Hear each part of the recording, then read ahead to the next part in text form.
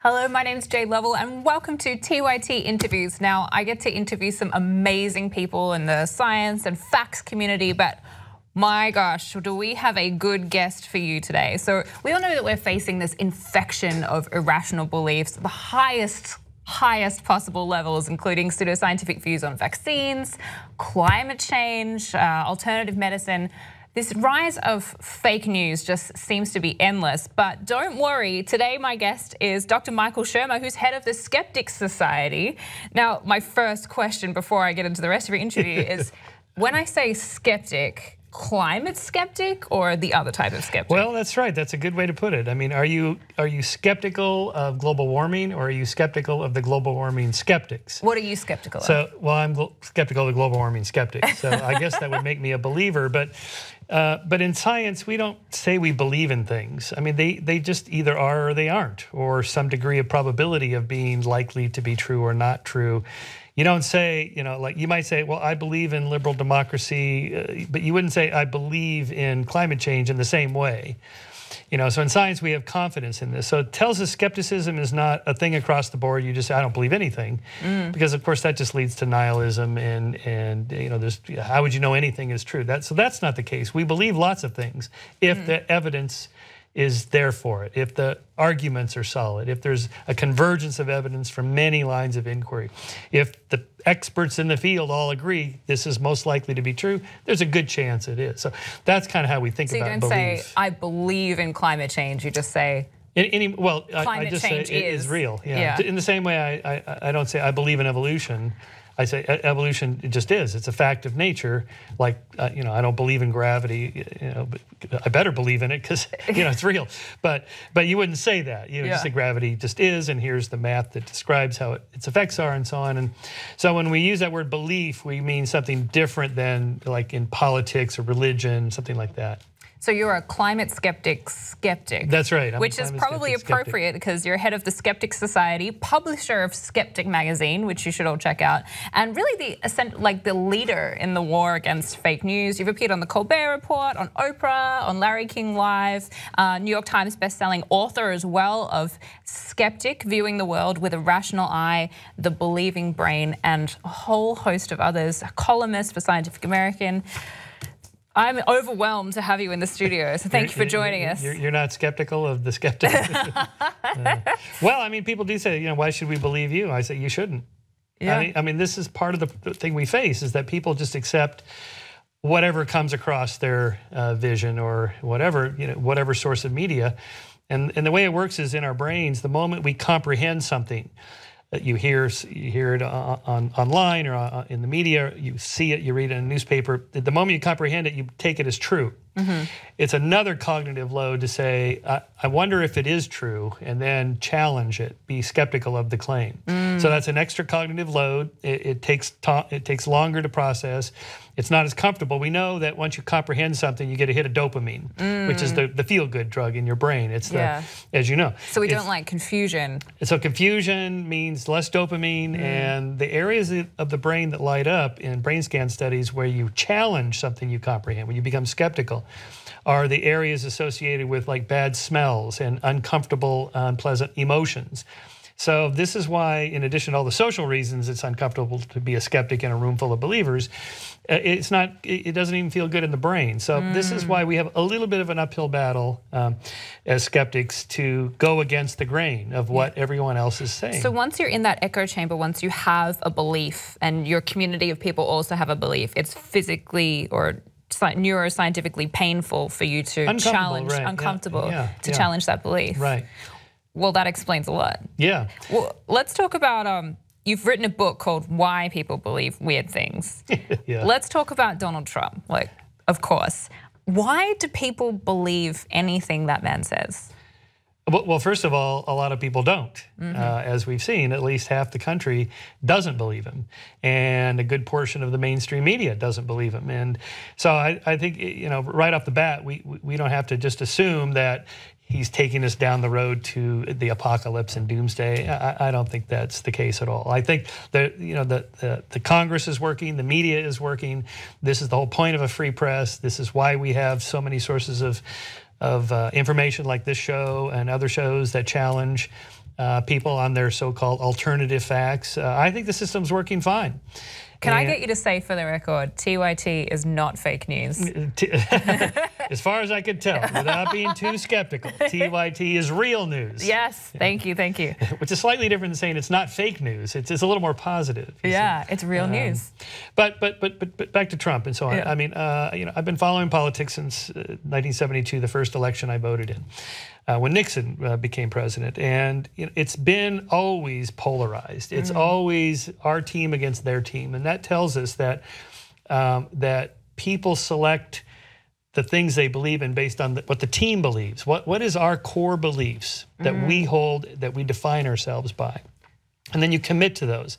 Then you go in search of the facts that fit your team's program, your sort of central tenets. That here's the 12 things we as conservatives believe, or we as liberals believe, and then so the confirmation bias is where you look for and find confirming evidence for what you believe, ignore the disconfirming evidence. So today this is called living in the bubble, or the echo chamber, but it's always been that way. Liberals always read the New York Times, conservatives always read the Wall Street Journal.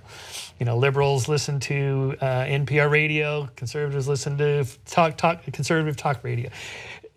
But it's been, the last couple of years, it's been exaggerated by all the internet media. So it sounds like fake news is not a new thing. It's not new, no. In 1946, George Orwell wrote a famous book called Politics in the English Language. The words we use to describe things, the so-called facts we fit into things we want to believe. This is old. Yeah. It's a little more highlighted now because it comes across in push notes every 5 minutes on your phone. I mean, it's a little more apparent. But so yeah, why do you think it's more apparent? Is it because that echo chamber is echoing more loudly? Yes, yeah, or it's more easy to choose the facts that we want? Yeah, well, worse than that, that the fact that these social media sites like Facebook pushes to you stuff that they think you would like to read about based on what you've previously read about. So not only are you creating your own echo chamber, then these social media sites are echoing your own echo chamber, which makes it even louder. So that, we have an uphill battle. I mean, to go against this is really difficult. Now, you said that, TYT is real news.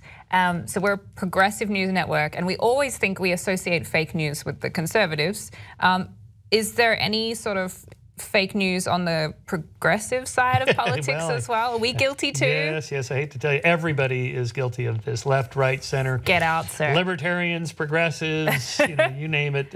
What do we do on the progressive side?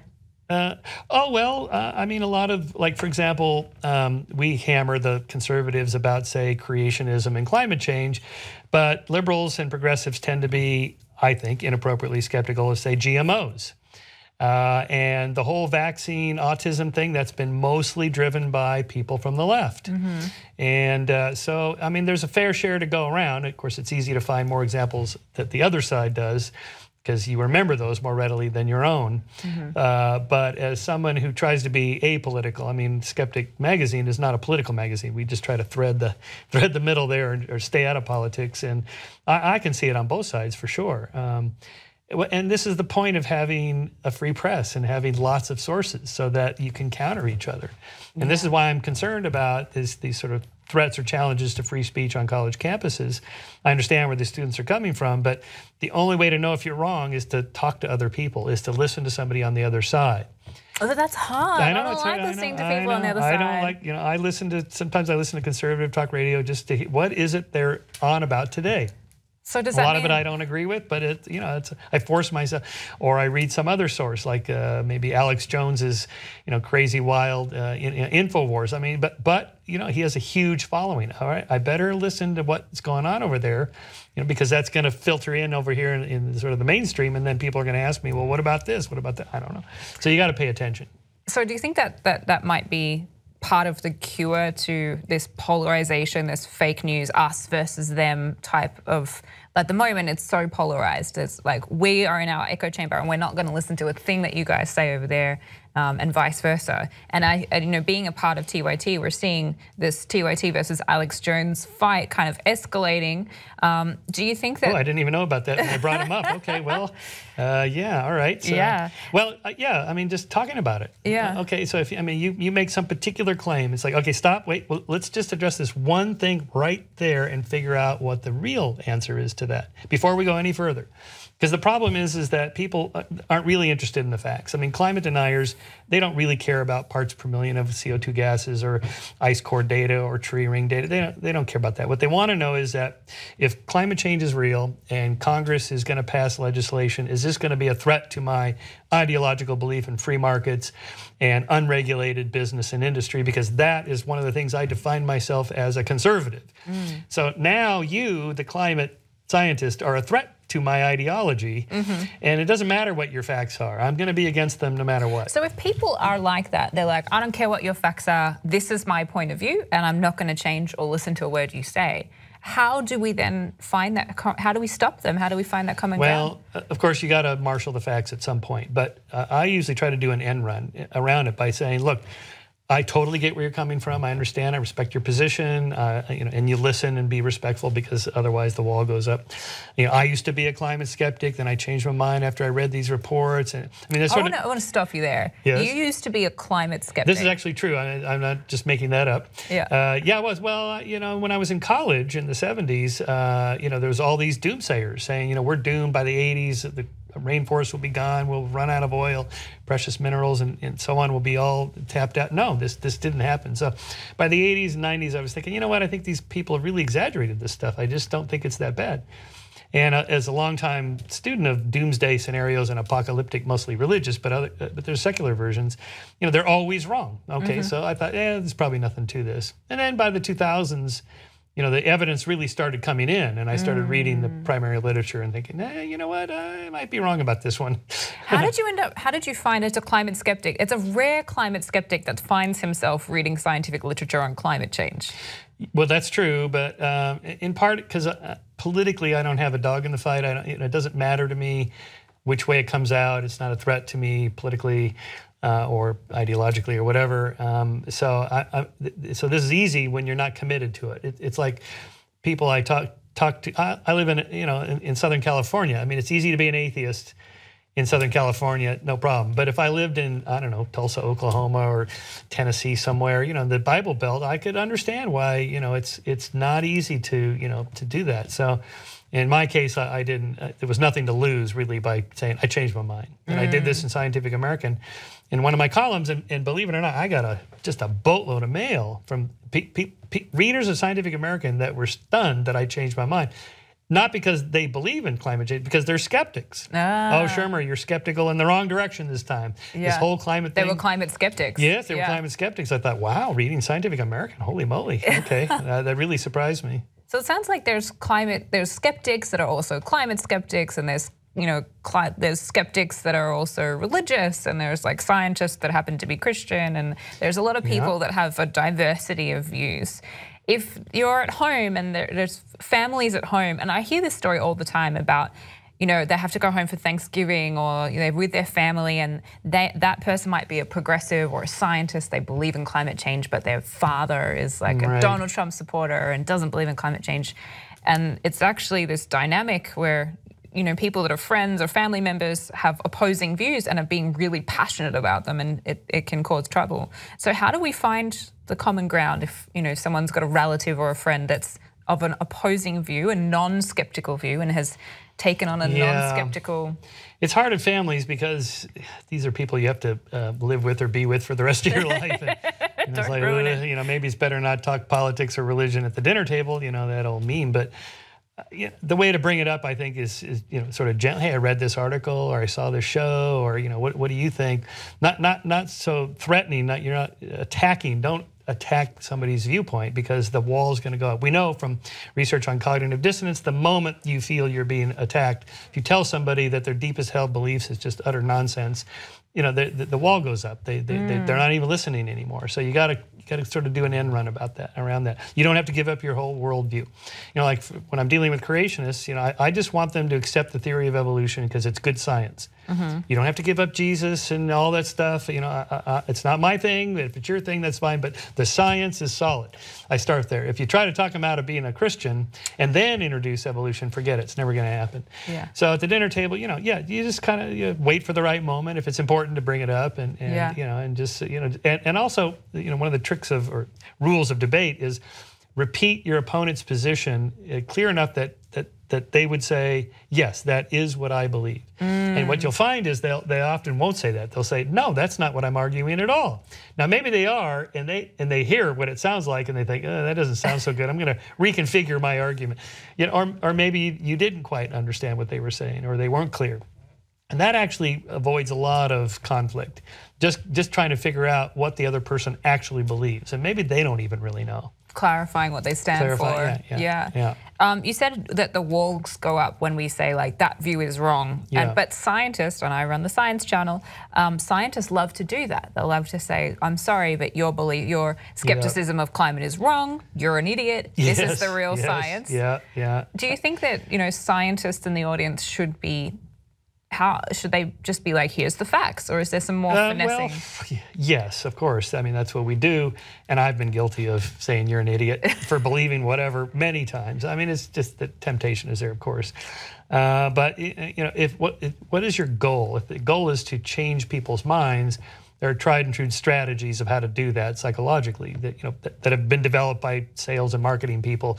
Now cognitive scientists are studying this, and again, just sort of try to find some common ground with the person. Be respectful. Listen to what they're saying. Repeat what they're saying. Maybe even find some connection. Like, yes, I used to be, I used to agree with it. That makes perfect sense to me. I really get that. But what about this? Like Columbo, I have just one more question. Just one more question here. I'm just not quite sure about this one thing here. I'm on board with you except for this one thing. And then, just sort of try to chip away at it. Rather than going, I'm not on board with you at all. Right. Right. Now, it may not work. I mean, there's always going to be differences between people. That's why we have a messy democracy, because there's not a single right answer to a lot of these questions. So speaking of there's not one single right answer, I want to talk a little bit about how one person can tell the difference between real news and fake news. So there's a lot of confusion about how, someone will call one outlet, this is fake news, and then someone else will say, no, that's real news and that's fake news. Yeah. So how can you've got a thing called a baloney detection kit. Yeah. What are the tricks to being able to tell the difference when we're looking at a piece of information? How can we check if that's real or fake? Yep. So our baloney detection kit was inspired by Carl Sagan's baloney detection kit in his great book, Demon Haunted World. And basically you just start with simple questions that scientists like to ask, like, where did you hear that? Who made that claim? Are they trained in this area? Do they know something about it? Are they insiders? Are they outsiders? What's the source of their evidence for their claim? Is it a legitimate, well-tested source, or is it this fringe source? And what's the quality of the evidence? Some evidence is weak, some evidence is strong. What's the and do other people also believe this, or are you the only one who believes this, or is it just a tiny handful, or does almost everybody believe it? Those are the kinds of things. Equivalent of kicking the tire before you buy the car. Just testing them. So we know, for example, that the New York Times, Wall Street Journal, the so-called mainstream media, they have fact checkers, they have editors. Wow, most of the internet doesn't have this, and I think part of the problem is that we're used to that it gets filtered before it comes to us.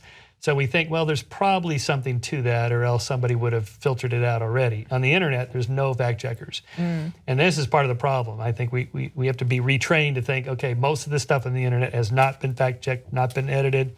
So it's hard because you see an article the same way that you would see a newspaper article. It's just digital, but it could be from any publication. It looks the same, it smells the same. but it could be from anywhere. And a lot of these are beautifully laid out with illustrations and graphs, and it's like, wow, it looks like it could be in a the real super high quality. There's a lot of really low quality scientific journals that look nice. They're just online. Yeah. And I get these come-ons all the time, like, would you like to submit an article to us? They're just, it's like almost like clickbait. They're just trying to make money. They want to charge you to publish your article, whatever. But it looks like, the Journal of Cosmology or whatever. Wow.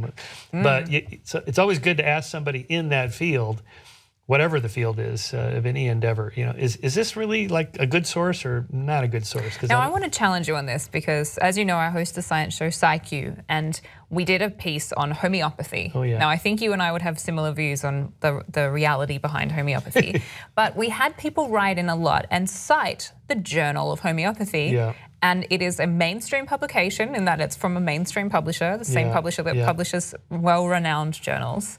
And, even things like believing in creation science, there's a whole museum of creation science with a replica ark.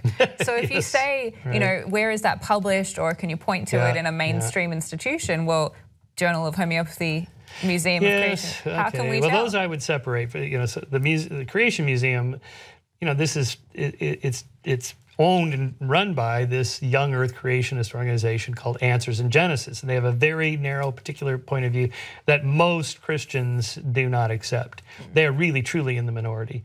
And now the Journal of Homeopathy. Yes, we live in a free society with free press. People can publish whatever they want, and maybe the so-called mainstream publisher makes money on it. This is kind of a sticky issue, but to what extent should these journals be making money? Because they charge a lot of money for content that really is, most of it was funded by taxpayer dollars in research. And, when I go online, hit the paywall, and it's, $39 for an article. Even I love this stuff. I don't want to take my credit card out again. So I just write the scientists directly, and they send you an article because they've already been paid for. They're at a university. So that's a potential problem. I think the financial model for how science is distributed, I think, is problematic in some cases. In this case, probably that Journal of Homeopathy. Yeah, potential problem. Do you think that science is flawed? Is it really the best way of understanding the world? Yes and yes. It's of course it's flawed. It's conducted by flawed people. But it's the best thing we have. It's the only method we know of that reliably filters out errors. Not perfectly, but it's better than all the other things that have been tried. And the problem is that we are so biased that even scientists committed to some particular theory, it may not be a big religion, ideology, political thing, but their theory is super important to them. This person's dedicated 30 years of their career to it, and now some young Turks come along and go, well, this is what hey, we challenge your theory. Hey, and they're not going to be open to this. Believe me, they're not. They are as dogmatic as anybody else. But the system doesn't allow you to do that. If you buck up and refuse to consider somebody else's data, you're going to be scorned by your colleagues. And that there's sort of ways of punishing people for not playing the game of science in a fair and open way. Even though you don't want to, you kind of have to look for the flaws in your own research and your own theories, or else somebody else will. So science flawed, but still the best tool that we have. I think so. I mean, you can make a career out of debunking, the old person's theory. This is how young people make their mark. They come up with new theories. Well, okay, that's good. Yeah. In a way, it sort of cleans out the stuff that's maybe not quite as solid as we like to think. And creationists always point out, well, these scientists, they're wrong about this and wrong about that. Yeah, but first of all, the errors were detected by other scientists, not you creationists. It was the evolutionists themselves who found that the bone turned out to be a pig bone, not a human bone, or whatever. Famous example. Or even fraud, which comes up occasionally in science. It's almost always detected by people in the department, graduate students, other scientists in other labs that can't replicate it. They suspect something's going on in that lab, little investigations, you find out guys making up his numbers or whatever. But it's the system itself that catches almost all of those errors and fraud. So it's a self-checking mechanism. Yeah, pretty much. Not perfect. Yeah. I mean, it's a little bit like the way we've set up the government. Checks and balances. Because people are flawed and egotistical and, not unbiased in any way. So you got to have a system built for that. Now, Earth Day is coming up, April 22nd, and on Earth Day is going to be the March for Science. this is probably one of the first times that scientists en masse have decided to be political, go out into the street. They would claim not to be political, but go out into the street and actually make a statement as a unit, right. as united as one field can be. What do you think about that? It's such an amazing occasion in the history of science that scientists are going to leave the lab, march in the street. Yeah. Do you think it's the right thing for them to do? Sure, if that's what people want to do, then they should do it. I might do it. I'm not sure what I'm going to do on that day. I might do something. We'll see. But I think I mean, what do marches do? Who knows? You know, in the 60s and 70s, we think they had some effects. I mean, the marches that Martin Luther King organized, for example, really did change legislation ultimately and people's thinking. And if nothing else, you know, just stand up and say science is cool, it's for everyone. And you know, that's great. Let's do it. Let's get that on a T-shirt. Science is cool. It's for everyone. Yeah. Absolutely. I mean, I was a little discouraged to read there was some article saying that there was some internal fighting amongst the organizers about who should be included and not. Sounded a little too political. You know, everybody calm down. Let's just have everybody that wants to march should march. You know, science is not gender-based. It's not race-based. You know, it's for everyone. It's for all humans. So let's just treat it that way. Do you think it's a wise move, given that there's these huge funding cuts now from the new administration towards all different science departments, not just the EPA, but also departments of health and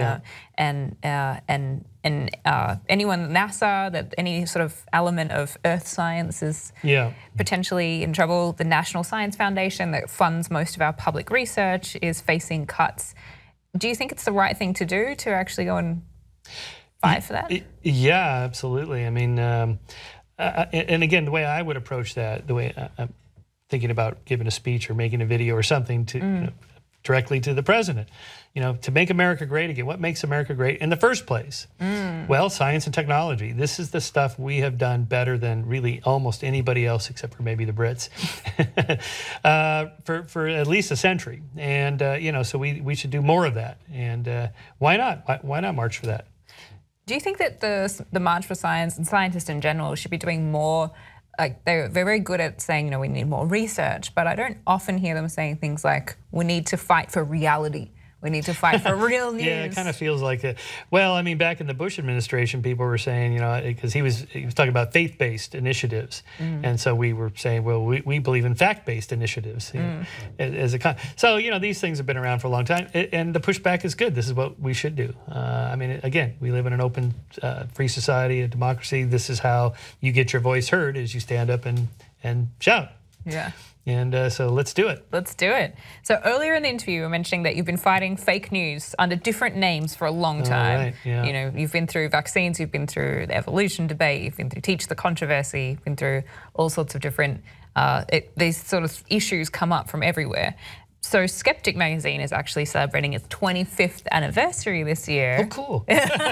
You may have heard. Skeptics. Yeah. What is a skeptic? Because I feel like, as we discussed, that word can be misinterpreted. A skeptic is someone who's just open-minded to ideas that have evidence and sound reasoning. That is, we are just taking the scientific approach. Scientists are skeptics. Skeptics believe in science. It's really just a way of saying, I'm going to be doubtful until there's good evidence for it, and then I will believe if there's good evidence for it. And it's as simple as that. It could apply to anything, anywhere. Everybody could be a skeptic. I mean, we should be. I mean, you know. Why? Why is it important? Well, I mean, living in a democracy, you want an informed citizenry that can analyze important issues, gun control, the death penalty. I mean, these things have data. You know, there are people that study gun control, you know, county to county, state to state, and so on. There's these massive statistical databases. How is the average person to know? Well, it'd be nice if we could teach people not that particular issue, but how to think critically about any claim. Again, like, wait, how do we know that number is the correct number? Who said that? Who is it? Oh, I see, he's funded by the gun industry. Okay, I'm going to be skeptical right off the bat. He might be right, but because of the follow the money is another baloney detection criteria, follow the money. You know, that might not be good. You might be biased. So those are the kinds of things that every citizen, every American, every person on the planet really should be trained in doing that. So Skeptic is, I mean, it feels like a kind of a niche magazine dealing with science on the margins of of belief, but really it's for everybody, because it's how do you think about how do you know anything is true? How do we know? How do we think? Yes, yeah. That's right. And just in the quarter century we've been going, there's been a lot of discoveries made by cognitive scientists about how irrational we are, how even scientists and even skeptics, get blindsided by things, and we're all gullible for believing weird things. We will not get that on a T-shirt. No, don't put no. We're all gullible. No. So my last question to you is going to be: you've said that being a skeptic is very important, but you've also said that being a skeptic is it can be uncomfortable. Yes. Because you have to challenge your own beliefs. Yes. Yeah, that sounds right. Well, so the way to come at it is that just reconfigure it. Science is cool. Skepticism is cool. It's a virtue. It's part of who we are as a species, and it may not always be fun, but the truth is what will set us free. So, given that the truth will set us free, what's your predictions for the next 4 years? Do you think the truth will set us free? I do. Or do you think I absolutely do. No, I'm not worried. I'm not a doomsayer. I don't think anything particularly super bad is going to happen. I've lived long enough that almost every election, the other guy, says, "Oh, this is it. It's terrible. We're all going to hell in a handbasket." It never happens. I'm pretty optimistic about the future. Even under the current administration, I really think we're going to be fine. This is a perfect test for our democracy and our society to see if this kind of progress we've been making for 2 centuries since the Enlightenment that I argue about, that due to science and reason, and we've been making progress, expanding civil rights for more people, all this good stuff. I think it will continue. I think we have enough momentum. I think it's going to continue. It doesn't matter who's president. It doesn't matter what the administration is. I think we have enough checks and balances to keep us going. So I remain optimistic. You're optimistic that the truth will win out? I am. Yes, I do. I do, absolutely. As long as we have a free speech, free press, I think as long as people can have their voices heard, it's not impossible. I mean, we've seen examples in the 20th century of societies that completely squelch the voices of the people. These are dictatorships and so on. It's not impossible that could happen again, but I'm pretty sure it'll never happen here. And in any case, there are so few of those left in the world. 50 years ago, there was dozens of these dictatorships. Now there's far fewer. And so that's progress. So what you're saying is it's very important to support organizations like the Young Turks so they can keep having a free voice. Absolutely, the Young Turks and the skeptics. And the skeptics, yeah. Well, join the skeptics in their 25th year and enjoy the celebrations. Happy birthday, 25 years of skepticism. Thank you. And thank you so much for joining us on TYT Interviews. You're welcome.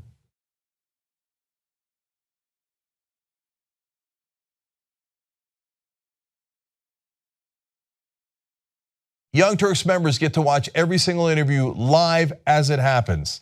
TYTnetwork.com/join.